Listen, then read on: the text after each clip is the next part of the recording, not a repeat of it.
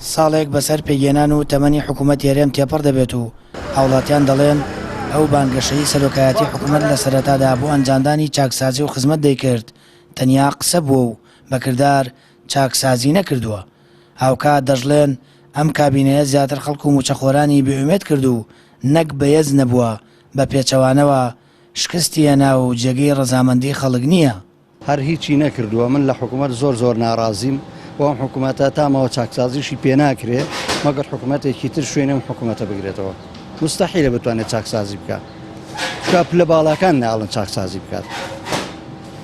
ئەگەر بوێت چاکسازی بکات بە تایبەتی ئەم دوو حیزبێکە لە دەسەڵاتدان بلیان تێگەچێ، یعنی خەڵکی زۆر وازیان لێ هێنێ.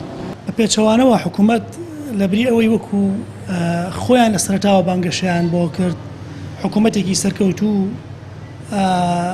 بەهێز بێ، بە پێچەوانەوە حکوومەتێکی زۆر لاواز بوو، حکوومەتێک بوو ئەوەی کە لە 27 ساڵیشا حەدی ئیمکانم حکوومەتە و ئەم دەسەڵاتە کۆی کردبوویەوە بەداخەوە کە زۆر کەمە ئەوەشی لەدەستدا. دیسانەوە جارێکی تر ڕووزەردی لای حکوومەتی بەغا و مەرکەزی کردینەوە.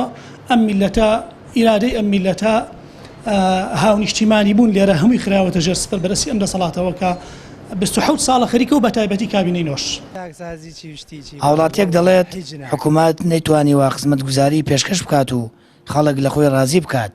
لە دوای دەست بەکاربوونی ئەم کابینەیەش بێکاری زیادی کردووە و خەڵک بژێوی ژیانی بەستەم دەست دەکەوێت. حکوومەت موچەی فەرمانبەران نادات و 5 مان قەرزاری فەرمانبەرانە و لە سەدا 21 موچەی مانگی شوباتی فەرمانبەرانیشی بڕیوە.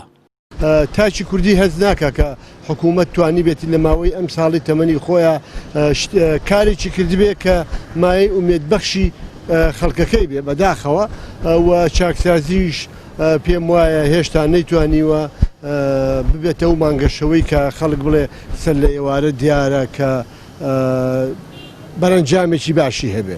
حیجار نەماوە، نەکرێکاریمەوە، نەئیشمەوە، نەحیج نییە کاکەسامە. من جاران وەساوم قەسەم بەخوای گەورە یعنی نییە نەمەزانی خەڵک ئایان و بەیانی ڕەمەزانە قەسەم بەخوا لە 15 ڕەمەزانە گیرمە خوار ماڵە ماڵەگەڕام و ئەم سەر و سەر و شەیشدا پارچە و ئیشمەگرن. قەناعەتەکەی 3 مانگیشە ئیشێک بێ ژوورێک ئەویش کابرا بە قەرز و پارەی پێ نییە و احتیاجی و نەبوونی کوا ئیشماوە. هاوڵاتیان دەڵێن ئومێدی چاکسازی و خزمەت لە کابینەی نوێمی حکوومەت هێرەمدا بەدی ناکەن. بە جۆرێک ئەم کابینەیەش بەرپرسی حیزبی و بنەماڵە تێر و خەڵکیش برسی دەکات، چونکە ئەمیش میراتگیری ئەو کابینانەی پێشووە کە دوو حیزبی دەسەڵاتدار 28 ساڵە بەڕێوەیان دەبن و لە زیاترکردنی گەندەڵی و چەوسانەوەی خەڵک بەو لاوە هیچی دیکەیان لێ سەوز نەبووە. سامان فەتاح، کەناڵی ئاسمانی پەیام، هەڵەبجە.